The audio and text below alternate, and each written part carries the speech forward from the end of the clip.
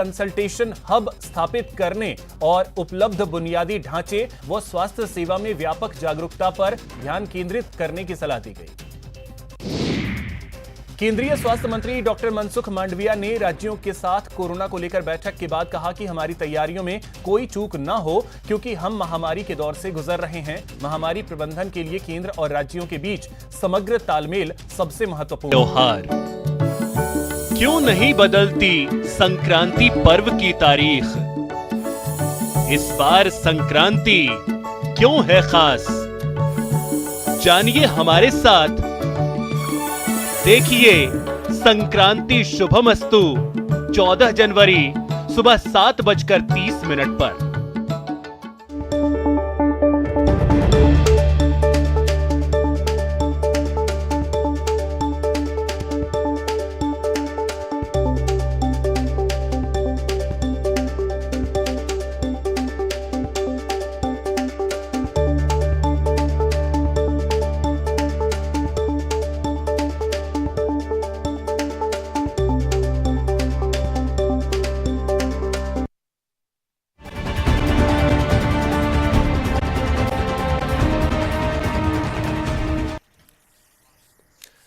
नमस्कार, 20 मिनट 20 खबरों में आप सभी दर्शकों का स्वागत है। इस बुलेटिन में हम आपको प्रदेश से लेकर देश के अलग अलग हिस्सों की खबरें दिखाएंगे, साथ ही आपको यह भी बताएंगे कि दुनिया भर में क्या कुछ चल रहा है। तो चलिए शुरू करते हैं 20 मिनट में 20 खबरों का सिलसिला।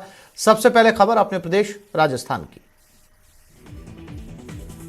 राजसमंद में राजसमंद झील के बाद अब नाथद्वारा के गिरधर सागर में भी नौकायान की शुरुआत हो गई है। नाथद्वारा में पर्यटन को बढ़ावा देने के मकसद से वाटर बेस्ड स्पोर्ट्स गतिविधियों के तहत नौकायान की भी शुरुआत की गई है। इस मौके पर विधानसभा अध्यक्ष डॉक्टर सीपी जोशी और खान मंत्री प्रमोद जैन भाया ने भी बोट संचालन की शुरुआत के बाद अगले कुछ दिनों में यहाँ दूसरे वाटर बेस्ड स्पोर्ट्स भी शुरू किए जाएंगे।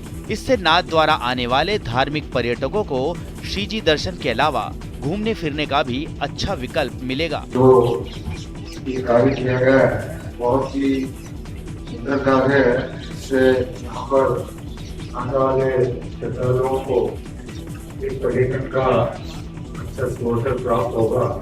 इस मौके पर विधानसभा अध्यक्ष सीपी जोशी ने कहा कि गुजरात के कावड़िया में थीम पार्क का जिस तरह से निर्माण किया गया है, शिव मूर्ति के पास राज्य सरकार ने भी थीम पार्क के लिए जगह आवंटित कर दी है।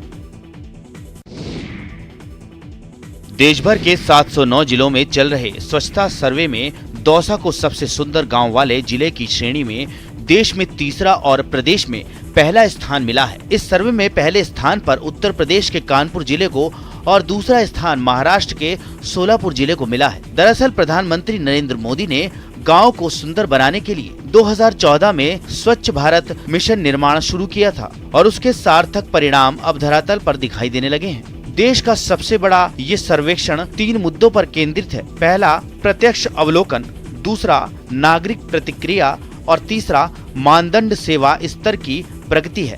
पूरे भारत देश में स्वच्छता सर्वेक्षण का कार्य चल रहा है। स्वच्छ भारत मिशन के तहत 2014 से अब तक जितनी भी गतिविधियां हुई हैं, सभी गतिविधियों का स्वतंत्र रूप से सर्वेक्षण का कार्य चल रहा है। इसमें 3 कंपोनेंट हैं। एक जो टीमें हैं जो जल शक्ति मंत्रालय से हैं, दूसरा हमारा पोर्टल है जिसपे 2014 से लेकर हम लोगों ने 1-2 नहीं पूरे 132 सर्टिफिकेट हैं। इंडिया बुक से लेकर इंटरनेशनल बुक ऑफ रिकॉर्ड्स के साथ साथ OMG बुक ऑफ रिकॉर्ड में भी नाम दर्ज है। तभी तो दौसा के लालसोट ब्लॉक के टूटियावास स्कूल में विज्ञान पढ़ाने वाले शिक्षक सुरेश प्रजापत का यूं सम्मान हो रहा है। दरअसल सुरेश प्रजापत ने 15 मिनट तक हिंदी टंग ट्विस्टर्स को 216 बार लगातार बोलकर 2754 शब्दों का रिकॉर्ड बना लिया। इस रिकॉर्ड के साथ साथ सुरेश प्रजापत ने महज 2 महीने के अंदर नासा, WHO, इसरो की संस्थाओं और दूसरे विश्वविद्यालयों की ओर से 132 सर्टिफिकेट हासिल कर नया इतिहास रच दिया। इस वक्त वो दौसा के टूटियावास स्कूल में शिक्षक हैं। ऐसा नहीं कि सुरेश सिर्फ टंग ट्विस्टर्स की वजह से ही कर्मभूमि और जन्मभूमि का मान बढ़ा रहे हैं, बल्कि उन्हें तो एक शिक्षक के तौर पर बेहतरीन काम करने के लिए कई अवार्ड मिल चुके हैं। मेरा जो रिकॉर्ड दर्ज हुआ है वो 2 विषयों के अंदर हुआ है। जो पहला रिकॉर्ड है वो कम समय में अधिकतम सर्टिफिकेट अचीवमेंट करने का है, जो मैंने 2 महीने में लगभग 132 सर्टिफिकेट अचीवमेंट किए हैं।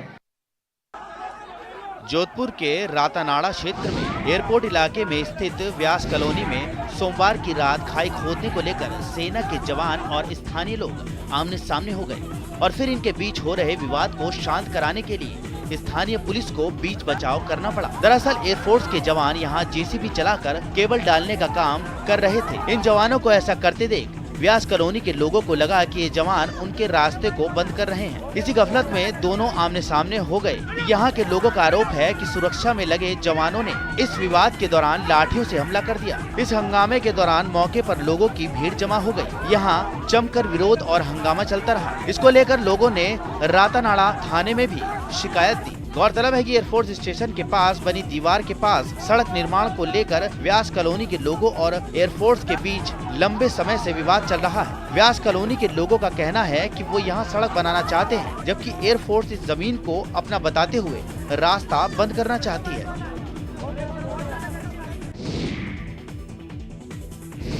अलवर जिले के रैणी से एक अनोखे रिश्ते को बयां करने वाली तस्वीरें सामने आई हैं।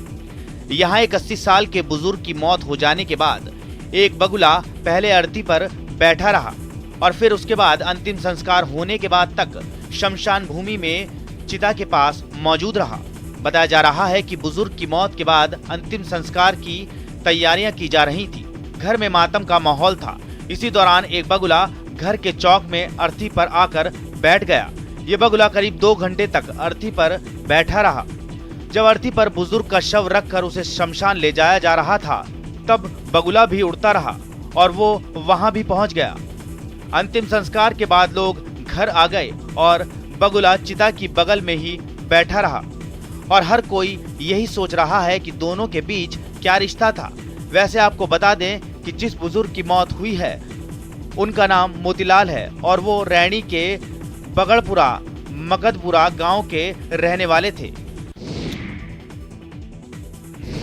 उत्तर प्रदेश के हापुड़ से एक चौंकाने वाला वीडियो सामने आया। वहां कुछ लोगों ने एक दुकान में घुसकर जमकर मारपीट की। बताया गया कि दोनों गुटों के बीच पैसों के लेन देन का विवाद था और इसी वजह से कुछ लोगों ने दुकान पर हमला कर दिया। इस घटना का एक वीडियो भी सामने आया है, जिसमें 4 लोग एक मोटरसाइकिल पर सवार होकर वहां पहुंचते दिखे। वे लोग जल्दी ही दुकान के अंदर घुस गए और वहां मौजूद कर्मचारी से मारपीट करने लगे। हमलावरों ने उसे दुकान से नीचे सड़क पर खींच लिया और जमकर पिटाई की। इस दौरान वहां कई लोग भी मौजूद थे, लेकिन हमलावरों पर किसी का खौफ नहीं दिखा। वो बीच सड़क पर गुंडागर्दी करते रहे। बाद में कुछ लोगों ने बीच बचाव करने की कोशिश की और कर्मचारी को उनके कब्जे से छुड़ाकर दूर हटा दिया। हापुड़ में मारपीट का जो वीडियो वायरल हुआ उसमें साफ दिखा कि दबंगों ने दुकान में घुसकर मारपीट की, लेकिन पुलिस ने इस मामले में 3 युवकों पर सिर्फ आईपीसी की धारा 151 के तहत कार्रवाई, जिसका इस्तेमाल उन लोगों के खिलाफ किया जाता है जिनसे शांति व्यवस्था को खतरा हो, जिसमें थाने से ही आरोपियों को जमानत देने का प्रावधान भी है। हरियाणा के कुरुक्षेत्र से हैरान करने वाला एक वीडियो सामने आया है। वहां मामूली विवाद के बाद कुछ बदमाशों ने INLD यानी इंडियन नेशनल लोक दल की एक नेता के घर तोड़फोड़ की। बताया गया कि किसी मामूली बात पर टोकना उन बदमाशों को नागवार गुजरा और उन्होंने अपने साथियों को वहां बुलाकर INLD नेता कलावती सेन के घर पर हमला कर दिया। वहां से सामने आए वीडियो में वो बदमाश उनके घर पर पत्थर बरसाते दिखाई दिए। उनमें कुछ ने अपने चेहरे ढक रखे थे ताकि उनकी पहचान न हो सके, जबकि कुछ खुलकर पत्थरबाजी करते नजर आए। उन्होंने न सिर्फ घर के दरवाजों को निशाना बनाया, बल्कि वहां लगे CCTV कैमरे और खिड़कियों के शीशे को भी तोड़ा। बताया गया कि उस वक्त घर में मौजूद लोग डर के मारे बाहर नहीं निकले। बाद में INLD नेता ने उन बदमाशों पर जान से मारने की कोशिश का आरोप लगाया। और वो ही दोनों लड़के आगे सबसे प्लेटफार्म पे थे और उसके बाद उनके साथ ही कम से कम 10-12 गिरोह था पूरा ही। खबर है कि इस घटना की शिकायत मिलने के बाद पुलिस मामले की जांच में जुट गई है। दिल्ली के रोहिणी में पुलिस कांस्टेबल की तेज रफ्तार कार ने डिलीवरी बॉय को टक्कर मार दी, जिसमें उसकी मौके पर ही मौत हो गई। मरने वाले की पहचान सलील त्रिपाठी के तौर पर हुई है, जो अंबेडकर अस्पताल के पास खाना पहुंचाने के लिए अपनी मोटरसाइकिल के साथ सड़क किनारे खड़ा था। तभी पीछे से आई एक बेकाबू कार ने उसे जोरदार टक्कर मार दी। कार की रफ्तार इतनी ज्यादा तेज थी कि वो मोटरसाइकिल को टक्कर मारने के बाद पास में खड़ी एक डीटीसी बस से जाकर टकराई।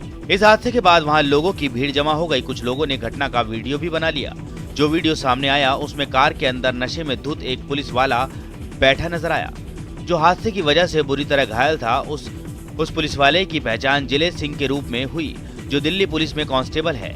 इस भीषण हादसे में डिलीवरी बॉय बुरी तरह घायल हो गया और उसने वहीं दम तोड़ दिया। पीछे से कोई 20 जगह गाड़ी आई है, उसने टक्कर मारी है, बहुत जबरदस्त टक्कर थी। उसको लड़का वहीं उसी समय खत्म हो गया। फिलहाल आरोपी पुलिस वाला अस्पताल में भर्ती है और उसके खिलाफ जांच शुरू कर दी गई है। वहीं डिलीवरी बॉय की मौत से उसके घर में मातम पसरा है।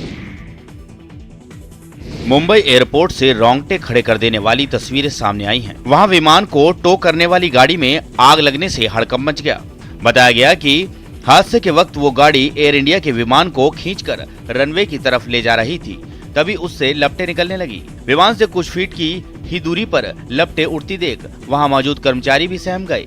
हालांकि हिम्मत दिखाते हुए उन्होंने अपने स्तर पर आग बुझाने की कोशिश शुरू कर दी। तस्वीरों में कुछ कर्मचारी आग बुझाने वाले सिलेंडरों का इस्तेमाल करते नजर आए, लेकिन उनकी इस कोशिश से आग बुझने के बजाय और भड़क गई। हादसे के वक्त विमान गाड़ी के ठीक पीछे खड़ा दिखाई दिया। खबरों के मुताबिक उसमें 85 लोग भी सवार थे। हालांकि बाद में किसी तरह आग को बुझा लिया गया और विमान या उसमें सवार यात्रियों को कोई नुकसान नहीं पहुंचा।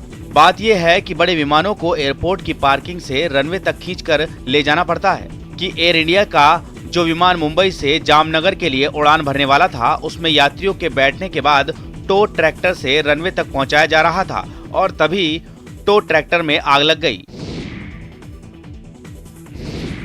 मुंबई में ट्रैफिक की परेशानी दूर करने के लिए बनाई जा रही कोस्टल रोड का एक हिस्सा पूरा हो गया। खास बात यह है कि 2 किलोमीटर लंबी सुरंग का काम पूरा होने पर यहां बड़ा जश्न भी मनाया गया। इस जश्न में मुंबई के नगर निगम बीएमसी की मेयर समेत तमाम अफसर शामिल हुए। यहां एक बहुत बड़ी मशीन के जरिए सुरंग बनाने का काम किया जा रहा था। जैसे ही आखिरी पत्थरों को गिराते हुए मशीन बाहर निकलते हुए दिखने लगी, आसमान में गुब्बारे उड़ाए जाने लगे। छोटे छोटे रंग बिरंगे कागज के टुकड़े भी हवा में उड़ने लगे। ढोल की थाप के साथ शंख बजने लगा, देशभक्ति के नारे लगाए जाने लगे। इससे पहले मुंबई की मेयर ने बाकायदा पंडित बुलाकर पूजा करवाई और घंटा बजाकर कार्यक्रम शुरू करवाया।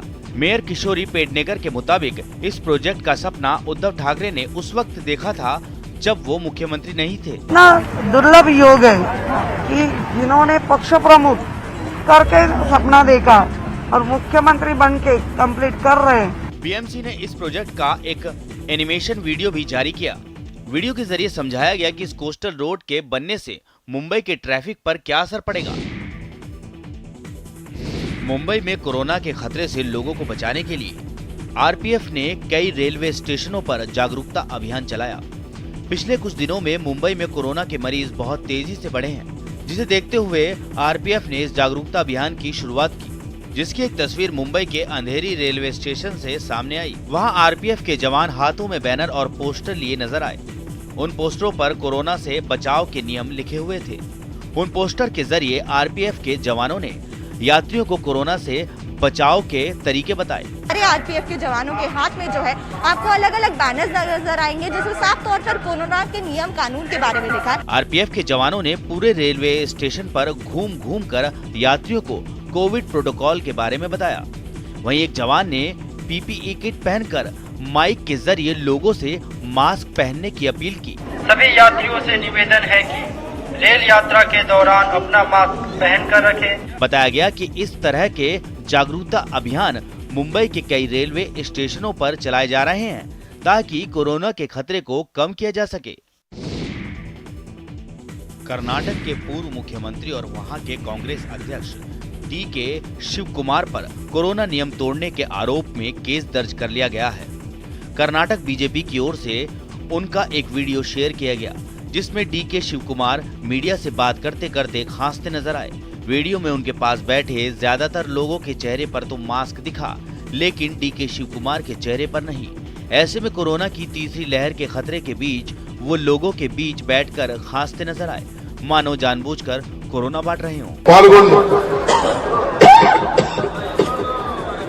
इस वीडियो के सामने आने के बाद स्वास्थ्य विभाग के अधिकारी डीके शिव कुमार का सैंपल लेने उनके घर पहुंचे। लेकिन उन्होंने सैंपल देना तो दूर, उनसे ठीक से बात तक नहीं की और दो टूक बोल दिया कि वो ठीक हैं और टेस्ट नहीं करवाएंगे। इससे पहले मेकेदातु में कांग्रेस की पदयात्रा के दौरान भी वो बिना मास्क के दिखे। इन्हीं वजहों से उनके खिलाफ केस दर्ज हो गया। काशी विश्वनाथ मंदिर में आने वाले श्रद्धालु अब गर्भगृह तक नंगे पांव नहीं जाएंगे। यहाँ आने वाले श्रद्धालुओं और कर्मचारियों के लिए हस्त निर्मित कागज की चप्पलें अब मंदिर परिसर में उपलब्ध होंगी। एमएसएमई मंत्रालय ने श्रद्धालुओं और कर्मचारियों के लिए एक नई पहल की है, जिसके तहत खादी और ग्रामोद्योग आयोग अब मंदिर में कागज की चप्पलों की बिक्री करेगा। मंत्रालय की ओर से जारी सूचना के अनुसार 14 जनवरी से खादी एवं ग्रामोद्योग आयोग हस्त निर्मित कागज की चप्पलों की बिक्री शुरू करेगा। यूज एंड थ्रो वाली ये चप्पल मंदिर परिसर में काम करने वाले कर्मचारियों और दर्शन करने आने वाले श्रद्धालुओं को उपलब्ध कराए जाएंगे। इससे मंदिर परिसर की शुचिता और सफाई व्यवस्था भी बेहतर होगी और बाहर से चप्पल जूता पहनकर मंदिर परिसर में लोग नहीं आ सकेंगे। उससे पहले प्रधानमंत्री नरेंद्र मोदी ने काशी विश्वनाथ मंदिर में कर्मचारियों के लिए जूट से बनी 100 चप्पलें भेजी हैं। दरअसल प्रधानमंत्री को ये जानकारी मिली थी कि वहां काम करने वाले लोगों को नंगे पैर संगमरमर पर खड़े होना पड़ता है, जिसके बाद उन्होंने उनके लिए जूट की चप्पलें गिफ्ट में भेजी।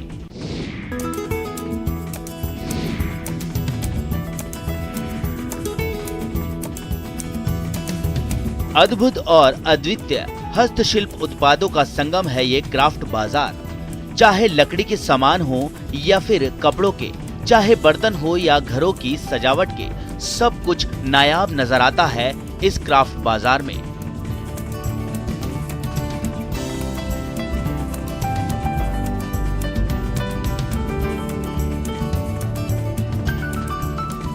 अद्वितीय और अद्वितीय हस्तशिल्प उत्पादों वाले क्राफ्ट बाजार की ये तस्वीरें पुडुचेरी से आई हैं, जहां 10 दिवसीय पुडुचेरी क्राफ्ट बाजार का आयोजन किया गया है।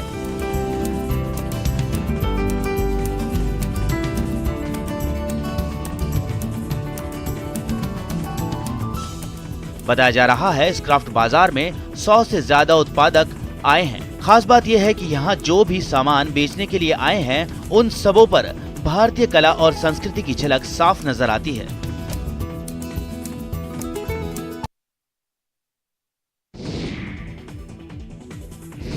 भारी बारिश और बर्फबारी के बीच शिमला चांदी की तरह चमक रहा है। बर्फ से लदी पहाड़ियां और देवदार के पेड़ देखकर हर किसी का दिल कर रहा है कि इन वादियों में बच्चों की तरह मस्ती करने निकल पड़े। कुदरत के इन खूबसूरत नजारों को निहारने के लिए बड़ी संख्या में सैलानी शिमला पहुंच रहे हैं और वो बर्फ में जमकर मस्ती भी कर रहे हैं। हालांकि इस बर्फबारी की वजह से शिमला और आसपास के इलाकों में आवाजाही पर बुरा असर पड़ा है। यहाँ परिवहन सेवाएं ठप हैं और ऊपरी शिमला को राजधानी से जोड़ने वाला राष्ट्रीय राजमार्ग 5 भी बंद हो गया है। अभी रोड क्लोज है, तो हम अभी रूम में ही थे। तो अभी जैसे ही रोड क्लियर होता है, जेसीबी वगैरह रोड खोलती है, हम तभी घूम पाएंगे। ऊपरी शिमला के लिए बस सेवा बहाल न होने के कारण शिमला में फंसे लोगों को परेशानी का सामना करना पड़ रहा है। ऊपरी शिमला से भी लोग राजधानी नहीं पहुंच रहे हैं। नौकरी पेशा लोगों को सबसे ज्यादा दिक्कत पेश आ रही है। व्यवस्था सारी ठप हो चुकी है, आना जाना ड्यूटी टाइम, बहुत काम लोगों के जो भी रोजमर्रा की जिंदगी उससे जुड़े हर एक काम लोग परेशान हैं। चलो धीरे धीरे खुल रहे हैं, सब कुछ खुल जाएगा। सुनामी की तरह पहाड़ से नीचे आ रहे इस बर्फ के तूफान को जिसने भी देखा होगा उसका दिल दहल गया होगा। दिल दहला देने वाली ये तस्वीरें हिमाचल प्रदेश के लाहौल के सिस्सू और राशेल गांव की हैं, जहां स्नो एवलांच आया था। हालांकि इस एवलांच में किसी तरह का कोई नुकसान नहीं हुआ है। बताया जा रहा है कि लाहौल घाटी में शुक्रवार से ही बर्फबारी कम जरूर हुई, लेकिन अभी भी ये पूरा इलाका प्रचंड ठंड की चपेट में है। बर्फबारी की वजह से यहाँ का जनजीवन अस्त व्यस्त है। बिजली आपूर्ति और पेयजल आपूर्ति पर बुरा असर तो पड़ा ही है, साथ ही लाहौल घाटी तक आने जाने वाली सभी सड़कें आवाजाही के लिए बंद हो गई हैं। यहाँ ठंड की वजह से लोग अपने घरों में कैद होकर रह गए हैं। यहाँ के कई इलाकों में जमीन पर 2.5 फुट से 7 फुट तक बर्फ जमा है। ऐसे में जिला प्रशासन ने भी मौसम के मिजाज को देखते हुए लोगों को घर से ना निकलने की सलाह दी है। साथ ही उपायुक्त लाहौल स्पीति ने बिजली बोर्ड और जल शक्ति विभाग को यथासंभव बिजली और पेयजल की आपूर्ति सुचारू रखने को कहा है। भारतीय सेना के जवान सिर्फ सरहद पर ही नहीं बल्कि सरहद के अंदर भी लोगों की जान बचाने की मुहिम में लगे रहते हैं। इसी कड़ी में जम्मू कश्मीर के डोडा के एक पहाड़ी गांव से एक महिला को अस्पताल पहुंचाने का काम किया गया है। बताया जा रहा है कि बर्फ से ढके डोडा के मिर्चबाला गांव में रहने वाली 25 साल की मंजू गंभीर रूप से बीमार थी, लेकिन बर्फबारी की वजह से गांव से बाहर निकलने के सारे रास्ते बंद थे। ऐसे में मंजू के पिता ने सेना के जवानों से मदद मांगी। मंजू के पिता की मदद की गुहार पर सेना के जवान आनन फानन में मिर्चबाला गांव पहुंचे और घुटने तक बर्फ में लगभग 2 किलोमीटर तक चलकर इस परिवार के पास पहुंचे और फिर मंजू को लेकर पहाड़ से उतारते हुए उसे सेना की गाड़ी में बैठाकर अस्पताल तक ले गए। सेना के जवान मंजू को पहले गंडोह पब्लिक हेल्थ सेंटर लेकर गए, जहां से प्राथमिक उपचार लेने के बाद उसे डोडा के सरकारी मेडिकल कॉलेज रेफर कर दिया गया। सेना के जवानों की इस मदद से मंजू के परिवार वाले बेहद खुश हैं और उन्होंने सेना को दोस्त बताते हुए इस मदद के लिए शुक्रिया कहा है। मध्य प्रदेश के राजगढ़ से एक बंदर की मौत पर पूरा गांव गमगीन हो उठा। उस बंदर का न केवल हिंदू रीति रिवाज से अंतिम संस्कार किया गया, बल्कि गांव के लोगों ने महाभोज का भी आयोजन किया। खबर है कि इस महाभोज में 11,000 लोग शामिल हुए और उन्होंने प्रसाद ग्रहण किया। बताया जा रहा है कि राजगढ़ के डालूपुरा गांव में कुछ दिन पहले एक बीमार बंदर आया था। लोगों ने राजगढ़ ले जाकर उसका इलाज कराया, लेकिन उसकी जान नहीं बच पाई। गांव आए बंदर की इस तरह मौत से गांव के लोग गमगीन हो उठे। पहले तो गाजे बाजे के साथ बंदर की अंतिम यात्रा निकाली गई और फिर तीर्थ नगरी उज्जैन ले जाकर उसका विधि विधान से अंतिम संस्कार भी किया गया। अंतिम संस्कार के दौरान गांव के लोगों ने मुंडन कराया और 12वीं पर डालूपुरा गांव में महाभोज का भी आयोजन किया। बंदर तकलीफ हो गई थी और जो मर गया वो बंदर। अच्छा, तो उसका क्या आज यहाँ पे क्या कर रहे हो? यहाँ उनका कार्यक्रम किया हमने, मृत्यु भोज का भोजन दिया। अच्छा, ये बाल कहाँ पे करवाया? उज्जैन करवा का है, उनका कार्यक्रम करे। किनका? रस्मा किया उनका, बंदर का। हाँ। और अब बात कर लेते हैं कुछ अंतर्राष्ट्रीय खबरों की। कजाकिस्तान में हजारों लोगों को हिरासत में ले जाने के बाद अब हालात सामान्य होने लगे हैं। रूस के भी सैकड़ों सैनिक कजाकिस्तान की सड़कों पर तैनात हैं और अलमाती शहर में शांति कायम करने की कोशिश में लगे हैं। इस कोशिश के तहत लगाए गए 5 दिनों के कर्फ्यू और ब्लैकआउट के बाद शहर में कई जगहों पर हालात सामान्य होते हुए नजर आ रहे हैं। लोग अपनी दुकानें खोलने के लिए भी घरों से निकलने लगे हैं। आपको बता दें, अलमाती कजाकिस्तान का सबसे बड़ा शहर है, जहां एक हफ्ते से भीड़ ने सड़कों पर कब्जा किया हुआ था। सरकारी दफ्तरों पर भी लोग कब्जा जमा चुके थे। दफ्तरों के बाहर खड़ी गाड़ियां भी आग के हवाले कर दी गई थी। भीड़ बेकाबू होने के बाद सरकार ने शूट टू किल का आदेश जारी किया था। बताया जा रहा है कि इस आदेश के बाद कई प्रदर्शनकारियों की मौत सेना की गोली लगने से हो गई, जबकि 8,000 से ज्यादा प्रदर्शनकारियों को हिरासत में लेने के बाद सरकार ने प्रतिबंधों में ढील दी है और शहर सामान्य होने लगे हैं। आपको बता दें, कजाकिस्तान में एक हफ्ते पहले LPG की कीमतों में बढ़ोतरी के खिलाफ हिंसक आंदोलन शुरू हुआ था, जिसमें 160 से ज्यादा लोगों के मरने की खबर है और वहां के राष्ट्रपति का दावा है कि ये उनकी सरकार गिराने की साजिश थी। अमेरिका के लॉस एंजलिस से रोंगटे खड़े कर देने वाला एक वीडियो सामने आया है। वहां पुलिस की हिम्मत और समझदारी से एक पायलट की जान बच गई। बताया गया कि विमान में उड़ान भरते ही खराबी आ गई और वो रेल की पटरियों के बीच क्रैश हो गया, जिसकी जानकारी मिलते ही कुछ पुलिस वाले वहां पहुंचे और घायल पायलट को निकालने की कोशिश करने लगे। ठीक इसी वक्त एक ट्रेन को भी वहां से गुजरना था, जिसकी वजह से पुलिस वालों के पास चंद सेकंड का ही वक्त बचा था। हालांकि उन्होंने हिम्मत नहीं हारी और वो पायलट को विमान से निकालने में कामयाब हो गए। पुलिस वाले पायलट को लेकर कुछ फीट की दूरी पर ही पहुंचे थे कि ट्रेन भी पूरी रफ्तार से दौड़ते हुए वहां पहुंच गई। ट्रेन से टकराते ही विमान के परखच्चे उड़ गए और उसका मलबा दूर दूर तक बिखर गया। इस हादसे का एक वीडियो भी सामने आया, जिसमें ट्रेन और उस छोटे विमान की टक्कर होती नजर आई। हालांकि इस हादसे में पायलट बाल बाल बच गया और उसे मामूली चोटें ही आई हैं। दिल्ली जैसा प्रदूषण का भयानक स्तर